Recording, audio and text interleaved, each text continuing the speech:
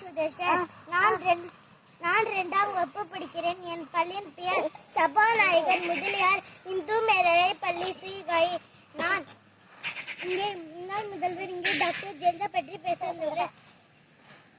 இவர் மாண்டியா மாவட்டத்தில் மேலக்கோட்டை ஊரில் வாழ்ந்த ஜெயராமன் சந்தியா அம்மையாருக்கு 1948ஆம் ஆண்டு பிப்ரவரி 24ஆம் நாள் மகளாக பிறந்தார். அவருடைய இயற்பெயர் கோமனவல்லியாகவும் ஜெயலலிதாவுக்கு 2 வயது இருக்கும் போது அவரது தந்தை காலமான பின்பு பிஷப் கடம் பெண்கள் உயர்நல பள்ளியில் படித்தார். ஸ்டெல்லா மாரிஸ் கல்லூரியில் படிக்க காலடி எடுத்து வைக்க திட்டமிட்டு இருந்தார். படிப்பு மட்டும் இல்லாமல் நடனம், விளையாட்டு எந்த துறையிலும் இறக்கிவிட்டாலும் அதில் முதலிடமே வருவார். அது மட்டும் இல்லாமல் தமிழ், அரபி, தெலுங்கு, மலையாளம், ஆங்கிலம், ஹிந்தி என்ற அனைத்து மொழிகளிலும் புலமை பெற்று இருந்தார்.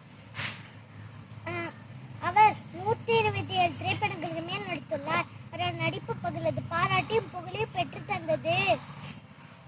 1982ஆம் ஆண்டு அதிமுக கொள்கை பரப்பு செயலானார்.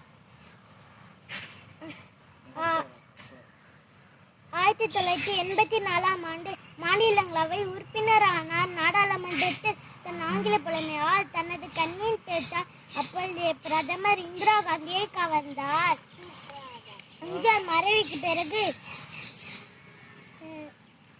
அதிமுக 2 அணிகளாக பிரிந்தனர். எம்ஜிஆர் மனைவி ஜானகி ஒரு அணியாகவும் ஜெயலலிதா ஒரு அணியாகவும் செயல்பட்டனர். எம்ஜிஆர் மனைவி ஜானகி 1989ஆம் ஆண்டு நடைபெற்ற தேர்தலில் சேவல் சின்னத்தில் போட்டியிட்டு ஜெயலலிதா 27 இடங்களை கைப்பற்றினார். ஜானகி அணி ஒரே இடத்தில் மட்டும் வெற்றி பெற்று அரசியல் களத்திலிருந்து விலகினார்.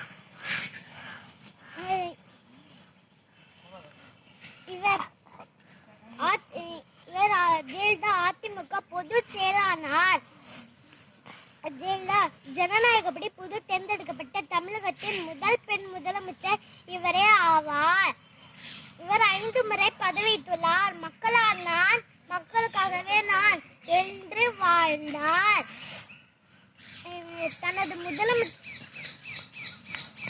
தனது முதலமைச்சர் பணிக்காக மாதம் ₹1 மட்டுமே ஊதியம் பெற்றார். பெண்கள் முன்னேற்றத்தில் மிகுந்த அக்கறை கொண்டு பல நல்ல திட்டங்களை கொண்டு வந்தார். இவர் அம்மா